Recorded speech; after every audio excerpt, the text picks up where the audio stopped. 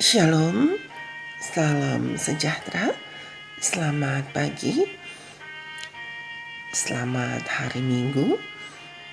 Renungan pagi hari ini tanggal 18 Januari.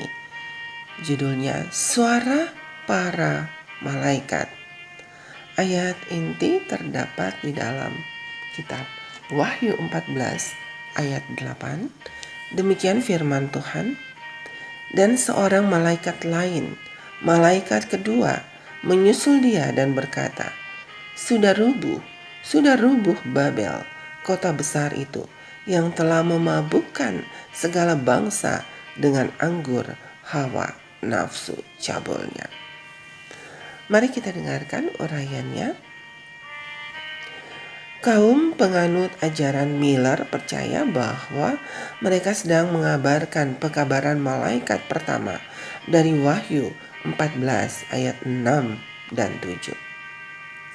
Demikian firman Tuhan, dan aku melihat seorang malaikat lain terbang di tengah-tengah langit, dan padanya ada Injil yang kekal untuk diberitakannya kepada mereka yang diam di atas bumi dan kepada semua bangsa dan suku dan bahasa dan kaum. Dan ia berseru dengan suara nyaring, takutlah akan Allah dan muliakanlah Dia, karena telah tiba saat penghakimannya. Dan sembahlah Dia yang telah menjadikan langit dan bumi dan laut dan semua mata air. Bagi mereka, saat penghakimannya merujuk pada kedatangan kedua kali. Jadi, itu setara dengan pemulihan tempat kudus dalam Daniel 8 dan kedatangan mempelai pria dalam Matius 25. Mereka percaya bahwa ketiga bagian itu menunjuk pada kedatangan Yesus kembali. Khotbah tentang pekabaran itu tampak tidak berbahaya pada awalnya. Namun, semakin dekat dengan tanggal yang diharapkan, semakin banyak gesekan muncul antara umat Advent atau penanti kedatangan Yesus kedua kali dan orang lain di gereja mereka. Kita perlu mengingat bahwa para penganut Advent ajaran Miller sebelum tahun 1843 tidak memiliki jemaat sendiri. Sebaliknya, mereka beribadah bersama anggota non-Advent di gereja lokal mereka. Dan tentu mereka tidak bisa hanya berdiam diri saat masa Advent yang diharapkan semakin dekat.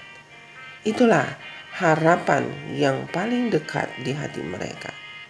Kedatangan Kristus yang kedua kali adalah satu-satunya hal yang dapat mereka bicarakan. Itu bagus. Akan tetapi, mayoritas anggota gereja mereka sudah terlalu banyak mendengar tentang topik itu, sehingga memicu konflik saat kaum penganut ajaran Miller memasuki tahun yang mereka yakini sebagai tahun terakhir mereka di bumi. Banyak jemaat akhirnya menyimpulkan bahwa mereka sudah lebih dari cukup mendengar dari kaum Advent ini. Satu-satunya solusi dalam mengatasi hal itu tampaknya adalah dengan memecat mereka dan mengusir pendeta Advent dari mimbar mereka.